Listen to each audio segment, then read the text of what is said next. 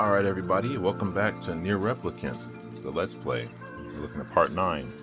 So, in the last episode, against my will, I ended up reading to everyone. I hope you all enjoyed that.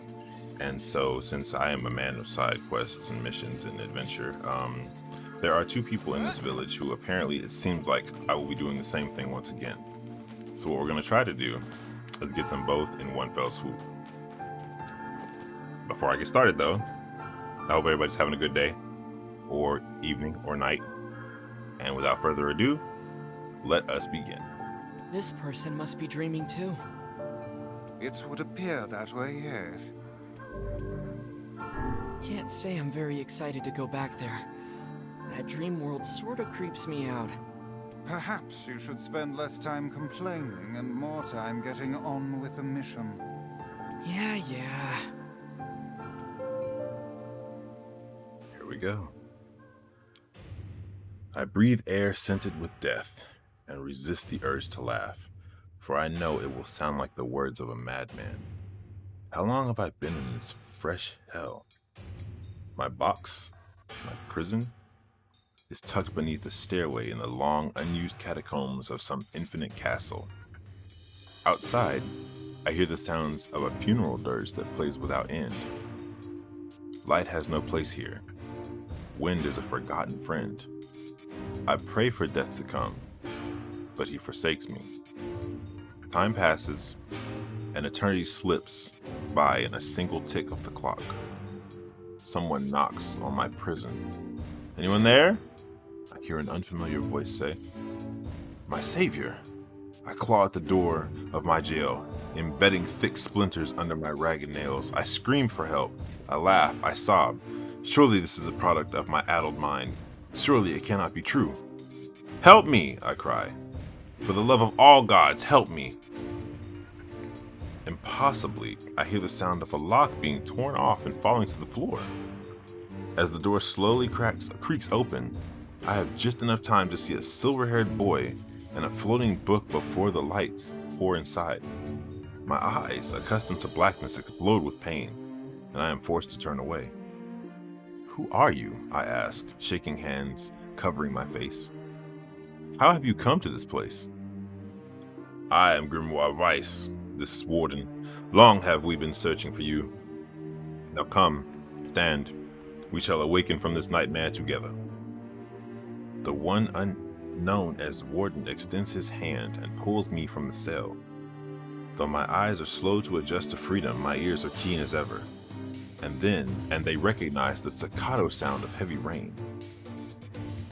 I never thought to hear that again, I whispered. Would that this were not such a terrible storm, said Grimoire Weiss. Look at your feet. I force my eyes open and see water pooling around my ankles and lapping at my shins. There's so much of it.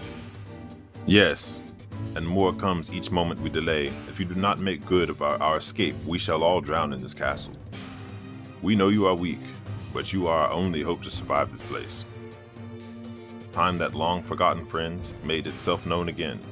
I nodded my head and swore to save my rescuers no matter the cost. The castle catacombs are a maze, twisting upon themselves like the endless entrails of a giant. I squint down the dim corridor and proceed north. At the end of the corridor, I find a row of 20 gorgeous canopied beds resting atop a carpet of velvet. All are covered in a thick layer of dust and cobwebs. It's like I'm playing the Oregon Trail or something. Searching for the door to the next room, I come upon a shapeless mass of gray matter. It has been shoved against the side of the wall, and despite my fever, I think I see the outlines of a door just beyond. When I reach out a finger and touch the piece of mass, it turns to dust and drifts away on the wind. Realization slowly dawns, and I fall to my knees weak. Corpses. I face a mountain of charred and crumbling corpses. I look from it to the beds and back again until the horrid dawns full upon me. Someone has piled these bodies into a tower and set them ablaze. Whether they were alive or dead, I do not know, and sanity will not permit me to consider the proposition further. I make a sound. Whether scream or laughter, I cannot be certain. Then my mind grants me merciful blackness, and I find myself opening the door and leaving that most terrible of rooms. I squint down the dim corridors and proceed east. I squint down the dim corridors and proceed north. I squint down the dim corridor and proceed north. At the end of the path, the water rises to my waist, exhausting me both physically and spiritually. I pray that this is the way out. Eventually, I can stand the sight of the water no longer, and so turn my eyes upward. Imagine my surprise when I see a series of paintings hanging on a faded plaster wall. Each depicts a person in the prime of life, clad in clothing of the highest quality. The styles, however, are strange to me, leading me to believe that these people had lived long, long ago. One subject wears an outfit that particularly catches my eye. It is constructed of a thin, greasy cloth and decorated with a motif of flowers and birds, while encircling the figure's waist is a leather belt of the most perfect construction. It is a stunning costume, even by modern standards. As I gaze at the portrait, I am struck by a desire to touch it with my own hands. Yet as I extend a single finger to the painting, I am gripped by the most unpleasant feeling. Staring closely at the image, I see it bend and warp into the shape of another finger. Something behind the picture is pointing at me. Is it another prisoner? A fellow inmate trapped for eternity in this place? I cannot let it pass, and so I seize the portrait with both hands and throw it into the water. The wall is hollow behind the painting, and inside, I can just make out a body. Whether or not this is a prisoner, there would be no rescue. The poor soul is long dead. Scraps of clothing lie on the floor around the bones.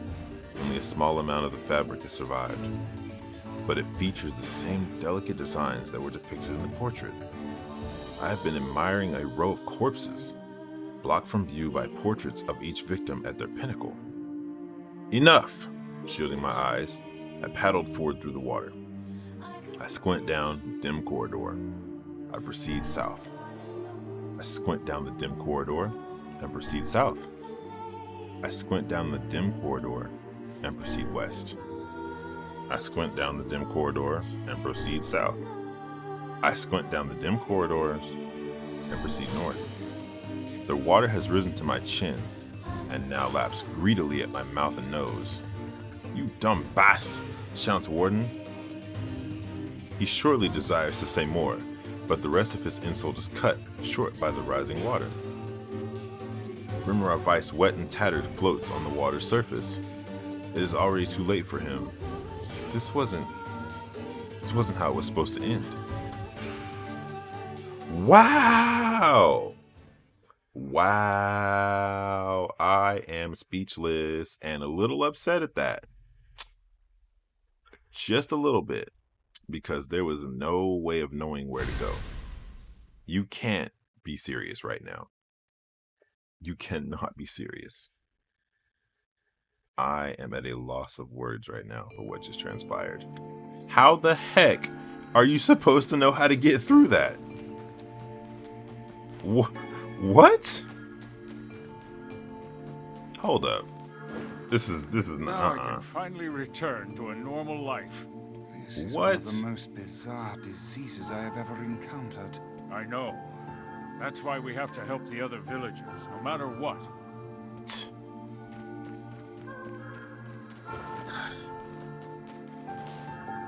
I feel like doing that again is just gonna leave me in the same. We're gonna try this other guy real quick. I don't know how I feel about this right now. Another victim. This work certainly is That kind of made me a little upset.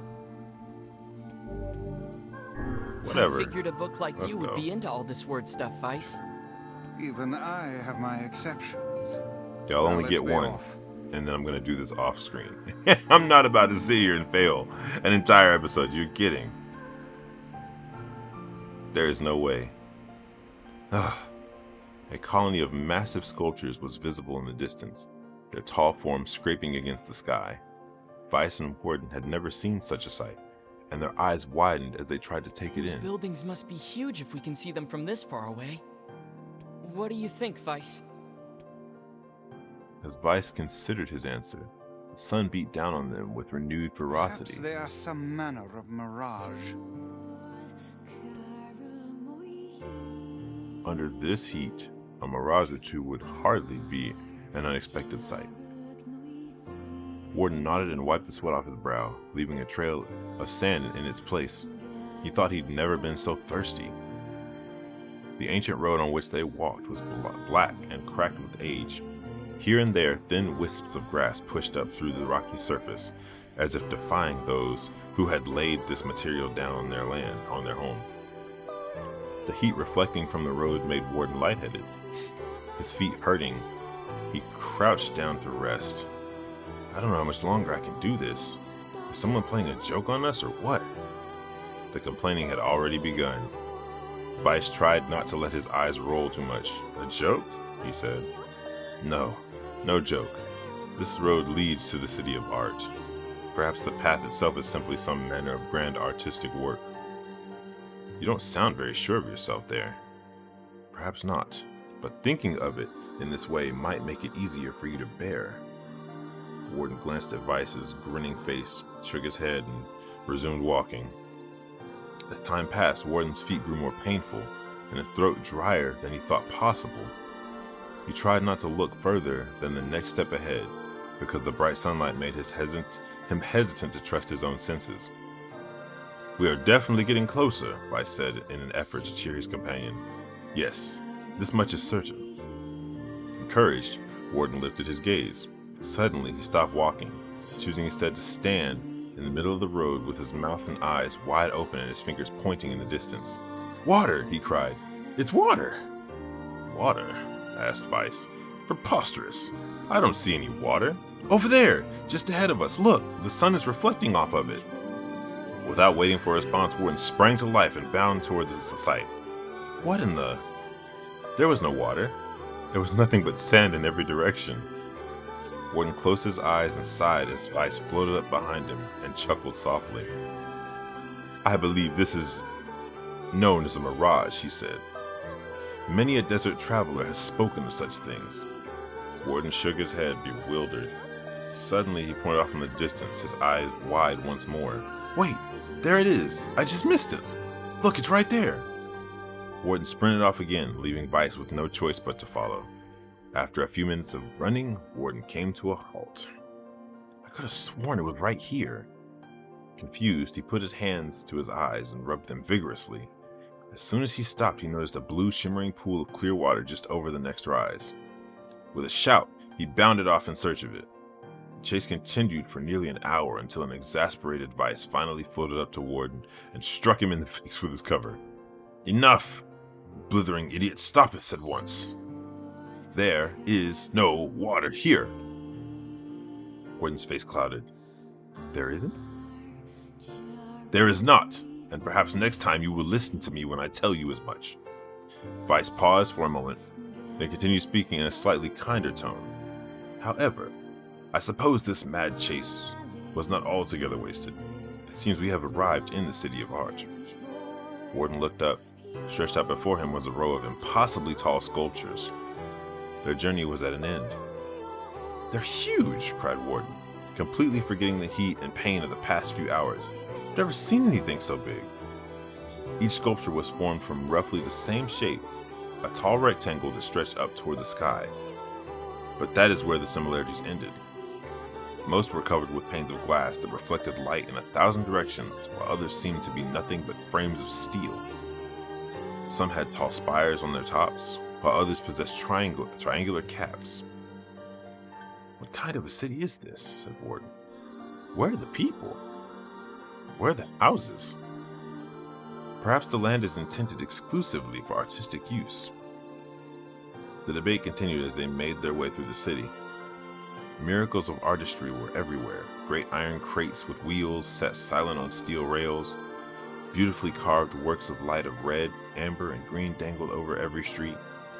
As they moved away from the massive sculptures, they found a great array of smaller ones. Some were covered in glass or brick, but many were composed of material they had never before encountered. The sheer variety of colors and styles was staggering. Unable to find a theme or purpose to the abstract works around them, Warden and Vice eventually fell silent. On the outskirts of the city, they discovered 3 sculptures in the shape of humans. Warden uttered a sigh of relief as he approached them. Finally! I was getting tired of modern art. The 3 statues were indistinguishable except for a single word chiseled into their right arms. One read Alpha, one read Beta, and the final one read Gamma. As Warden moved to touch the nearest statue, a bird flew from the top of one of the sculptures. Alighting on the statue's shoulder, it emitted a brief, beautiful song that took the form of words. Only one form is real, the others are false. The real form will always speak to you. The false ones will only speak lies. With that, the bird departed. As if on cue, the 3 statues shuddered to life, acquiring color and form as they began to breathe. Hey, look at that, said Warden. They're alive. The triplets bowed low before Warden. Please, said Alpha. You have to get me out of this nightmare. I am real. Stop lying, said Beta. He turned to Warden and threw his hands in the air. Alpha's a fake. You know I'm the real one. What a load of crap, said Gamma. Beta's a fake. Everyone knows I'm the only real one around here. Their respective pleas given, the 3 statues returned to their frozen state of silence once again enveloped the city. When you consider all the statements, only one of them could be the real thing, said Vice. Warden furrowed his brows and considered his answer. Only one form is real, the others are false. The real form will always speak the truth. The false ones will only speak lies.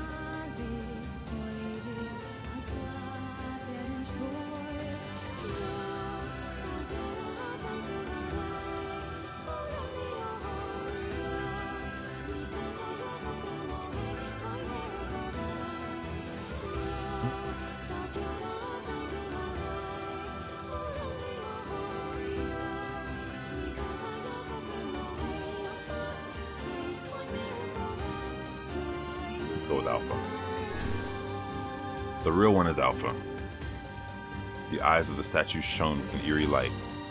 The light grew stronger and stronger until Warden and Vice were forced to turn away. Oh, thank you, Jesus. It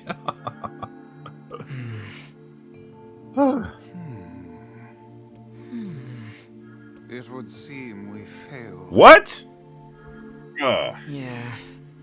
We'd best act more carefully next time. Get me out of here. This one I'm willing to do again. This is the worst job I'm not ever. reading it again. No, I'm sorry, y'all. I gotta get through this. This one at least I can just pick. That other one had me going down corridors and I have no idea where I was headed. And Let's another hop back in victim. here. This work certainly is trying. Oh my gosh. I figured a book like you would be Since into it's not all this word Alpha, stuff, Vice. and all I can assume is that it might be Gamma. Even I have my exceptions. Now let's be off. Oh, this is wild, man. I'm sorry, y'all. I'm definitely gonna be skipping this. Like, is there a way to? There isn't. Those So we buildings just have must to roll be. through it. What do you think? Perhaps they are.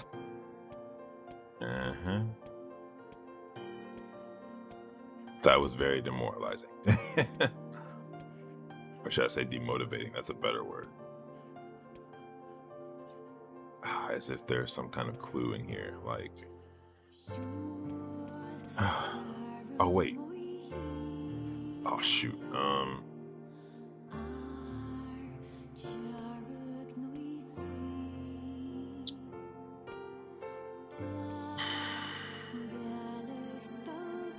This one might end up being a process of elimination unless they change it.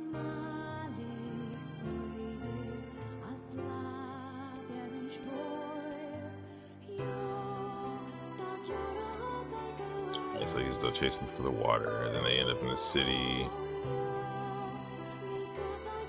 I think. Huh, it probably is Gamma now that I think about it.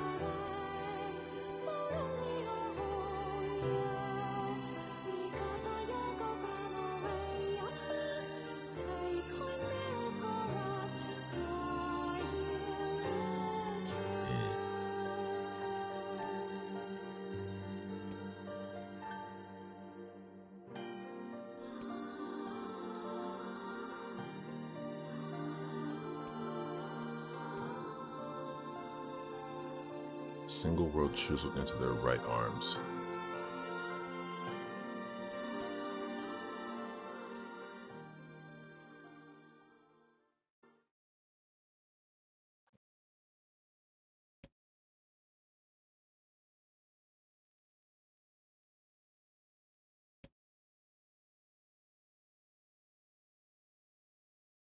I guess gamma rays are real. I don't know. I don't think there's such thing as alpha and beta rays, right? So I'm talking out of my butt. I have no idea. The real form will always speak the truth. Will always speak the truth. So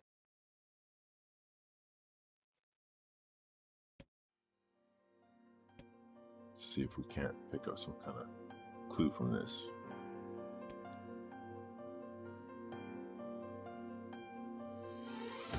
I already picked you and you were wrong.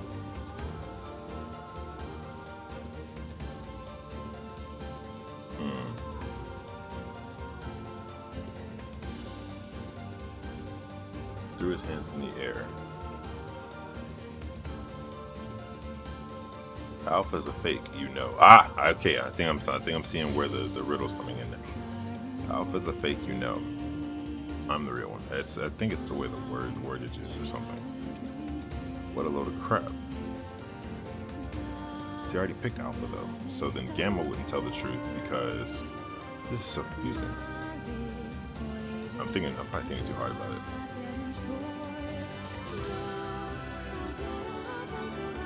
Everyone knows I'm the only real one around here.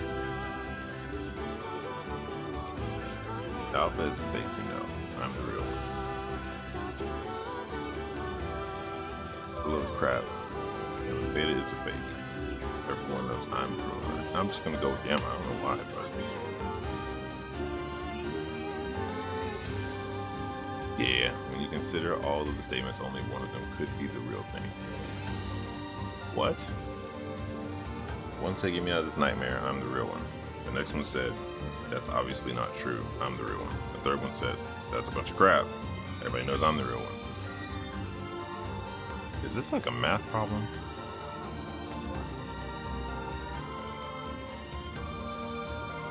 I don't have a clue.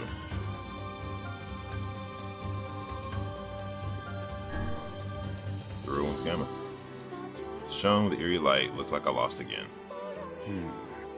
Yeah. Best act. Alright, so now I'm like, I figured. I don't have a word for it. We're just gonna get through this and get it over with. I've wasted precious time for something that really shouldn't have been that serious. That's a real way to put a damper on an episode. Gotta tell you. I'm gonna say I don't know, because if I say Beta, like, what's the point of saying Beta? Beta was literally in the middle. Oh, wait.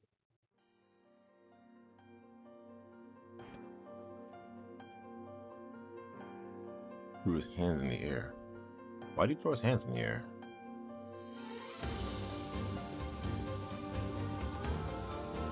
Huh. Let me just go with Beta, because why did he throw his hands in the air? I'm gonna be so mad if it's Beta.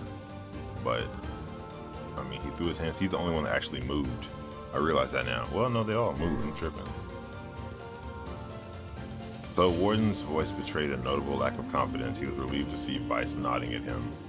If Alpha were telling the truth, began Weiss in dry tones of a lecturer, Beta and Gamma would be fakes. Okay, so what? But in that case, Gamma's claim that Beta is fake would be the truth, even though Gamma is a liar. Oh, see, stuff like this, I can't think that hard. Sometimes I think too hard and it just confuses the crap out of me. If I think about this long enough, I probably would understand it. Personally.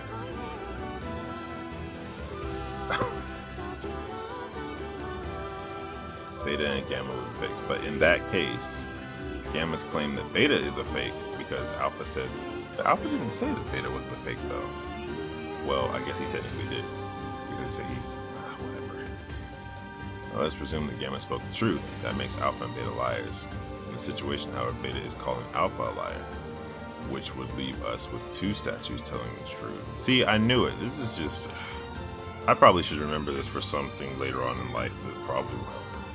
Finally, let us assume Beta is telling the truth. If so, Alpha and Gamma's lies would make sense. Therefore, Beta must be what? Let us assume that Beta is telling the truth. If so, Alpha, who said, what did he say? Get me out of this hell. I'm obviously the real one. But Beta said he's not. Can't. You know what? I don't know, and I don't care. I can't even. I don't know what I would need to do to understand all that, but I actually don't get that. No. As Vice finished his explanation, Alpha and Gamma crumbled soundlessly into dust, while Beta sprang to life once more. The only clue I had is that Beta put his hands up, and that really doesn't matter.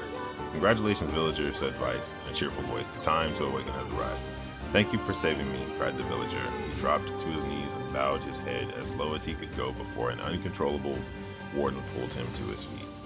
Why did you have a dream like this? Asked Vice. Have you been to the city before? The villager slowly looked around at the bizarre objects and sculptures that dotted the landscape and shook his head. I don't think so. I mean, it's impossible, right? There's no way I could have ever been to a place like this, but at the same time, I feel like I've seen it before. Deja vu? Muttered Warden. Just like the mayor. The vague sense of unease that struck Warden during the mayor's dream spread once more through his mind. Bruh. That was rough. That's an understatement. I've seen that place before. But sadly, that's the Okay, easier of that's the two. enough. Don't need you getting all weird on me too. Gosh, and now we have the dreaded second one. I don't even know. It's just because they take so long. I don't know what to do about this one, but let me save because I'm not about to lose and have to start all the way over. There's no way. I have to say, this is probably one of my least favorite episodes. I'm hot, and I'm angry. Not okay. This one just doesn't make any sense to me. I'm literally in water. I have to make a set of choices, This and then it person either must be rises drinking. or I don't know. Can't Let's just say go in I'm here and see very what excited happens. to go back I want to there. try to figure this out That before dream this world sorta creeps this me out. episode's over. Perhaps you should That spend was less wild. time complaining and more time getting on with the mission. I'd have to write out the alpha, beta, and gamma one to actually like see it. Maybe I'd understand it. But this one, absolutely not. It's just a whole bunch of stuff that I don't need to read, and then the puzzle, and I'm just like, what?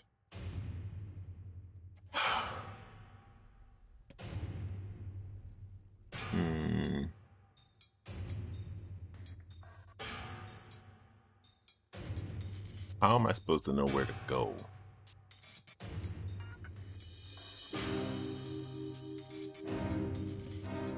There's no way.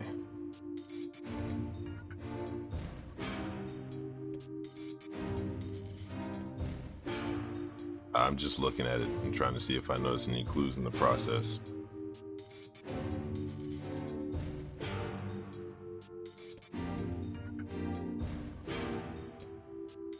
How are you supposed to know what the heck directions to go?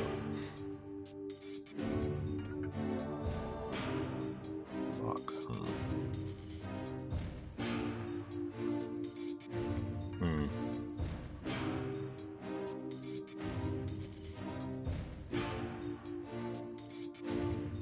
How have you come to this place?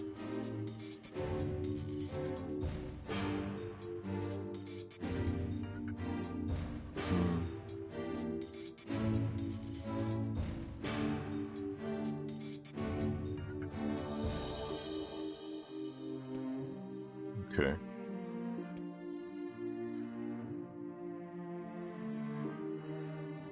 I don't even know where they are. Here we go.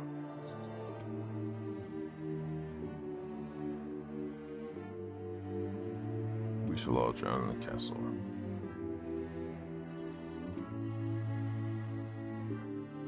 Time, that long-forgotten friend, made itself known again.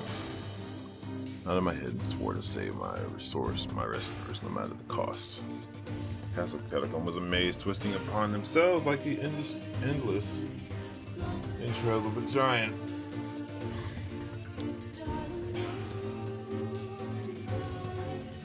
I squint down the dim corridor and proceed north, because that's the only option I have. At the end of the corridor, find row 20. What? Oh, never mind. 22 top carpet velvet, all covered in a thick layer of dust and cobwebs.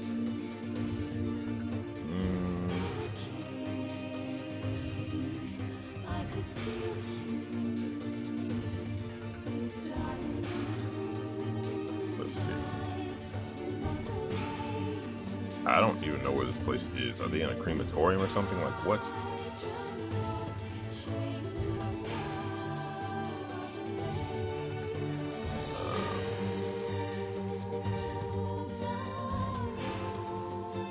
Is this the black sickness? Like what?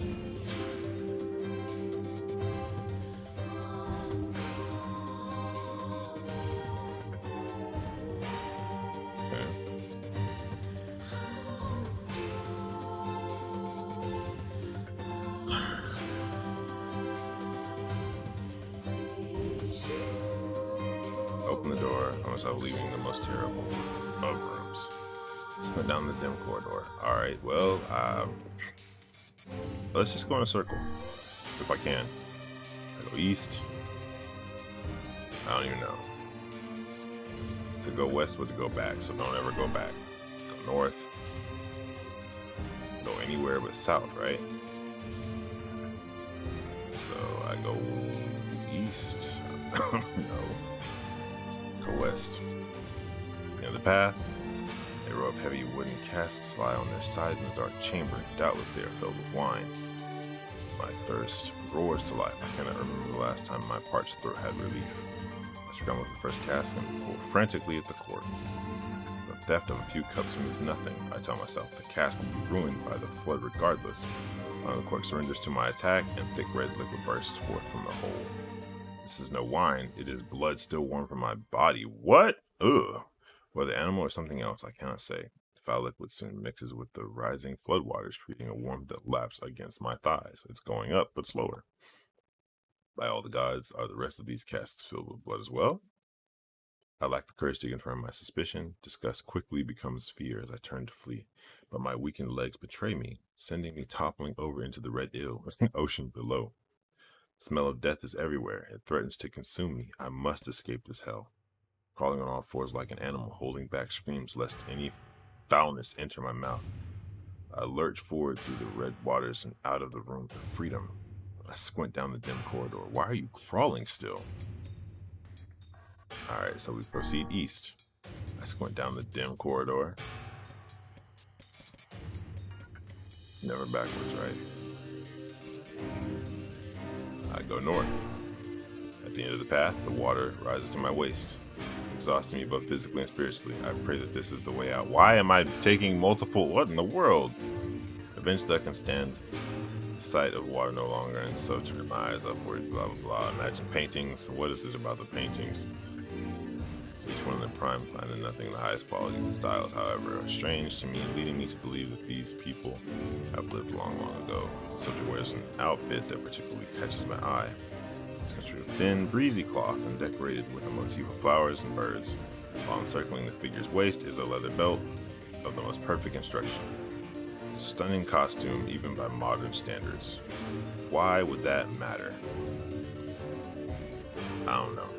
As I gaze at the portrait, I am struck by a desire to touch it with my own hands. As I extend a single finger to the painting, I am gripped by the most pleasant feelings. Staring closely at the image, see it bend, warp into the shape of another finger. Something behind the picture is pointing at me. Is it another prisoner? A fellow inmate trapped for eternity in this place. I cannot let it pass, and so I seize the portrait with both hands and throw it into the water. The wall is hollow behind the painting, and inside I can just make out a body. Whether or not this is a prisoner, there would be no rescue. Poor soul is long dead. Scraps of clothing lie on the floor around the bones. Only a small amount of fabric has survived, but it features the same delicate designs that were depicted in the portrait. I have been admiring a row of corpses, blocked from view by portraits of each victim at their pinnacle. Now shooting my eyes, I paddle through water. I squint down the dim corridor. I go south. I squint down the dim corridor. I go west. Just went down dim corridors. Proceed east. Why did I go east? Water has risen to my chin. Yep, I think we're dead.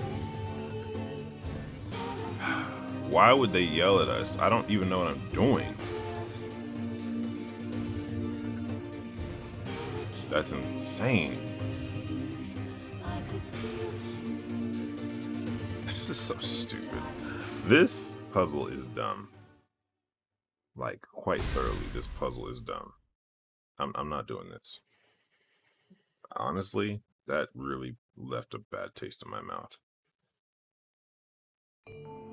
I don't know what it is and I can't figure it out, so I'm gonna do that off screen because I don't have time to be failing over and over, and that really makes me angry. Wait, what? I'm pretty sure I saved this guy. And another victim. What? Certainly is trying. Wow. Wow. I'm out. I definitely saved before I went into that second person's. I'm out. You know what? Nah. Nope, not today. Not today. I'm not. Sorry, y'all. Look, I'm just not in the mood anymore. This place has been a complete irritant and a waste of my time. I'm cutting it short today. I'm sorry. I can't do this again. I refuse. I gotta go find something else to do right now. This game literally just tilted me. I hope it was entertaining to some degree. You got some reading and you got to see me frustrated. But that being said, I hope everyone has a wonderful morning, evening, or night. This is the Warden signing off. That was ridiculous.